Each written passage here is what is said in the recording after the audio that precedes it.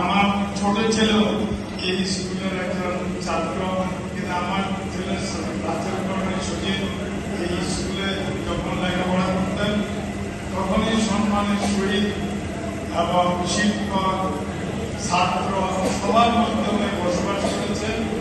Commerce কলেজে ছিলেন, PhD সিস্টেমে সিলেবাস করেছে, ইউআইতে পাস করেছে, এলাকায় বাস করেছে এবং কৃষি মার্কেট কৃষি পণ্য পাইকারি বাজার করে অত্যন্ত অল্প কয়েকদিন আগে থেকে ব্যবসা করেন।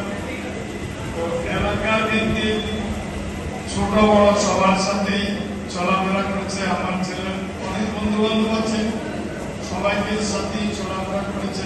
যদি আমার ছেলে আপনাদের কারো মনে চলার পথে ব্যবসার পথে কোনো কষ্ট দিয়ে থাকে, কারো মনে কোনো ব্যথা দিয়ে থাকে, আপনার হস্তে আপনাদের কাছে আমি ক্ষমা চাই যে ওনাকে মাফ করে দেবেন। আর যদি কেউ আনা অথবা দেওয়ার মধ্যে সে যদি দেনা থাকে ইনশাল্লাহ আমি দিয়ে দেব। আর যদি মান থাকে সেটা আপনার ব্যক্তিগত ব্যাপার, আমার ইচ্ছা অনুযায়ী যা বলা যায় তা করা যায়। যাও আজকে আপনারা উপস্থিত হয়েছেন, সবাইকে দেখে আমি আসলে আমার ছেলের যে বন্ধু বান্ধবগুলা সবাইকে আমি মনে করি আমার একটা ছেলে। তো এর বিনিময় হলো যে আমি বাবা হয়ে ছেলের লাশ কান্ড করে নিয়েছি, ইস্তেহার বেদনা আর কিছুই নেই। বাবা হয়ে যে ছেলে আমার বাবার লাশ দিলে সে জায়গায় আমি কিন্তু বাবা হয়ে ছেলের লাশ কাটতেছি। অতএব আমার খবর আর কিছু করতে নাই।